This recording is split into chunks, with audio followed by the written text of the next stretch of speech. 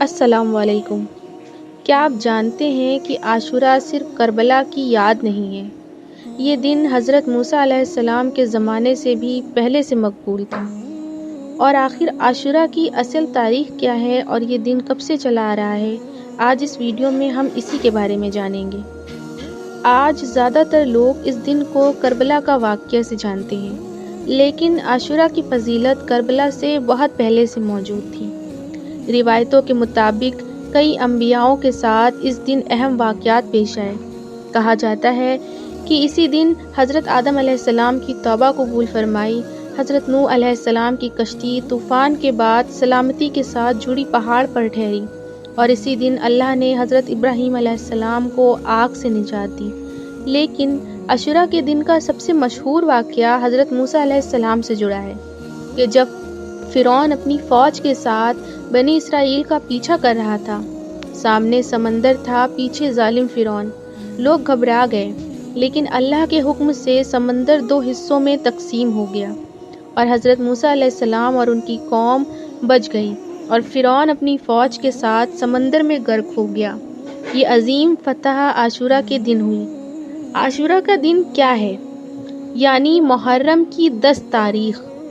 تب سے لے کر آج تک یہودی جو موسیٰ علیہ السلام کو مانتے ہیں وہ اس روزے کو رکھتے آ رہے ہیں، لیکن جب نبی کریم صلی اللہ تعالیٰ علیہ وسلم کا دور آیا اور آپ مدینہ آئے تو آپ نے دیکھا کہ یہودی لوگ 10 محرم کا روزہ رکھ رہے ہیں۔ آپ نے ان سے پوچھا کہ یہ کیا ہے اور کس لیے؟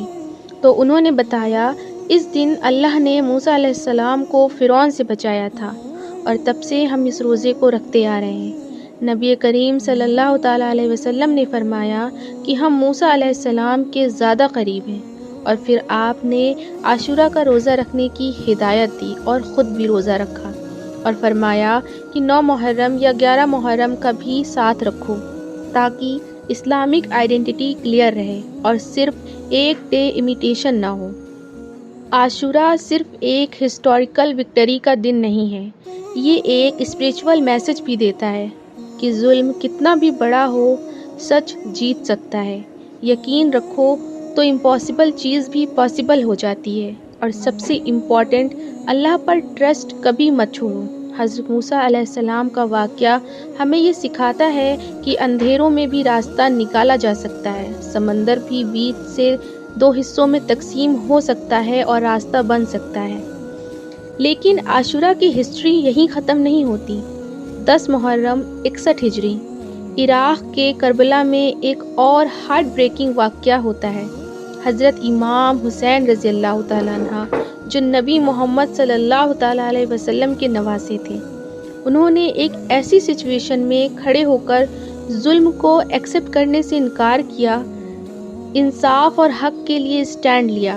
ان کے ساتھ صرف کچھ لوگ تھے اور سامنے ایک بہت بڑی فوج تھی۔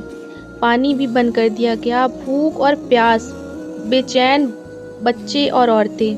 اور پھر وہ دن آیا 10 محرم کو، امام حسین رضی اللہ تعالیٰ عنہ اور ان کے ساتھیوں کو شہید کر دیا گیا۔ یہ اسلام کی تاریخ کا سب سے دردناک واقعہ مانا جاتا ہے۔ عاشورہ کو سمجھنے کے لیے دونوں سائڈز کو سمجھنا ضروری ہے۔ ایک طرف حضرت موسیٰ علیہ السلام کی نجات، اللہ کی رحمت اور وکٹری، دوسری طرف کربلا کا ظلم، صبر اور سیکریفائس۔ دونوں ملا کر عاشورہ کو ایک ڈیپ اسپریچول اور ہسٹوریکل ڈے بناتے ہیں۔ یوم عاشورہ ہمیں صرف ہسٹری نہیں سکھاتا، یہ ہمیں سکھاتا ہے صبر، ایمان، سچ کے لیے کھڑے ہونا اور اللہ پر بھروسہ ہونا۔ یہ دن یاد دلاتا ہے کہ ظلم کتنا بھی بڑا ہو، حق ہمیشہ زندہ رہتا ہے، اور عاشورہ کے دن کا ایک روزہ ہمارے پچھلے 1 سال کے گناہوں کو بھی معاف کروا سکتا ہے۔ اسی لیے اگر آپ سے ہو سکے تو اس دن کا روزہ ضرور رکھیں۔ جزاک اللہ۔ اور اگر آپ کو یہ ڈیٹیلڈ عاشورہ ہسٹری سمجھ آئی ہو تو ویڈیو کو لائک کریں